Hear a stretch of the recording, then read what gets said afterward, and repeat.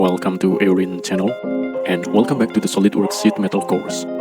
Up until now, we've covered the basics of sheet metal. We've covered base flanges and edge flanges, which are these extra edges here. Now we are going to start looking at adding new features to add more detail to our models. Firstly, let's open the base flange model that we were previously working with, and then just delete any additional flanges that we have. So we should just end up with one single base flange that's 200mm by 100mm in size and 1mm thick. So if we now wanted to change the size or the shape of this base flange and wanted to add an extra tab sticking out, there's a few different ways we could do this.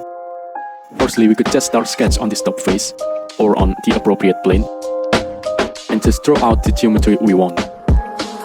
Maybe something like a rectangular type like this. So I'm going to get the rectangle tool and make a corner rectangle and just start from this top corner. I'm going to go down to the midpoint of the existing base flange and then just add some dimensions. So I'm going to make it 50mm wide. Now to add this extra section to the base flange, we could just go to the Features tab and then select Extruded Boss Base, and we'll probably get a preview something like this. And we can see straight away this isn't what we want.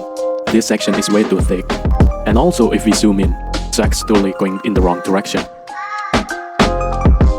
So we'd have to set the correct thickness, in this case 1mm, and also flip the direction like this.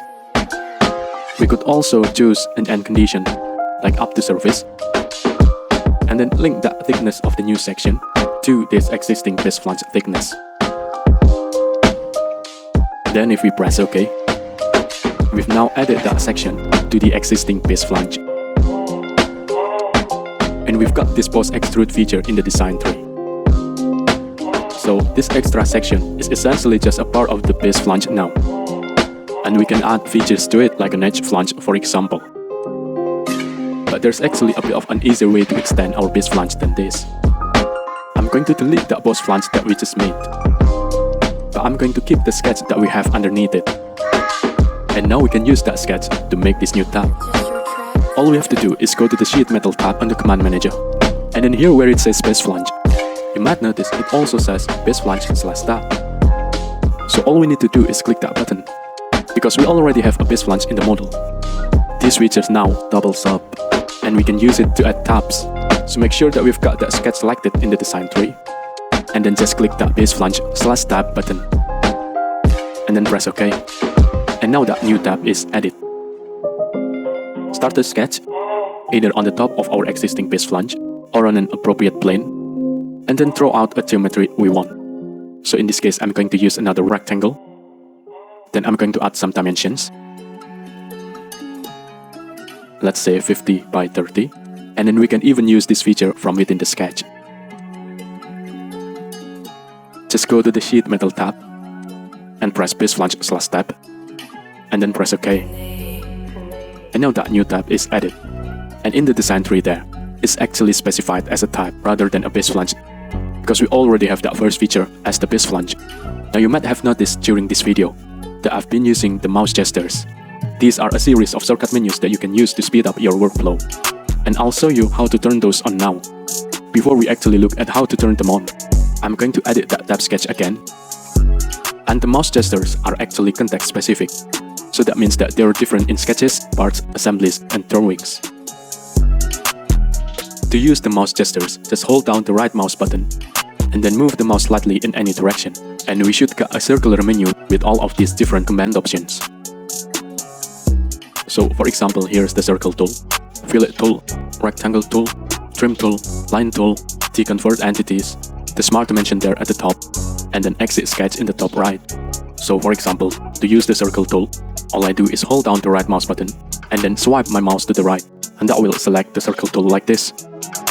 To get to the smart dimension tool, just hold down the right mouse button and then swipe up. So this is a really good way to speed up our work. To turn on the mouse gestures, if you don't have them switched on, just go to the Tools menu and go all the way down to the bottom and click on Customize. Then up here, select the mouse gestures tab. Now we can see a guide for all of the different mouse gestures. And this is what I was saying when I mentioned that the mouse gestures are context specific. So we see in a sketch we get these options, in a bar we get these few options, and then assembly we get these, and a drawing we get this. And you can actually customize these as well as you want. To turn them on, all we have to do is click enable mouse gestures here, and then you can choose how many gestures you want to use. I usually go with 8, but maybe you can just go with 4 if you're just getting used to them initially. Then when you're happy, you just press OK to close those options.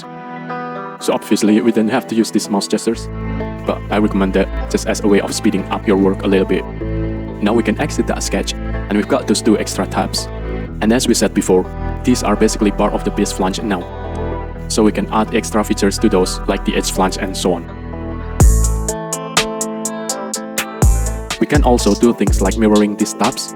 So I could select the front plane, and then select one of those tabs. And then I could select the mirror features option from the features tab, and then press OK. And now that tab is mirrored over. So if you give your parts a little bit of thought before you start actually making them, often you can just make half of your part or a section of your part, and then mirror it or pattern it to save time. So to recap this video, we can add extra tabs to our base flange just by sketching the profile, and then we can either use the extruded boss base option, or a bit of faster way to do it is to go to the sheet metal tab and use the base flange / tab option. This means that our new tabs will always be linked to the thickness of our metal sheet. We can also use standard features like mirroring and patterning to help build our model. In the next video, we'll have a look at the opposite of adding tabs, which is taking away material. But for now, we can just save our part.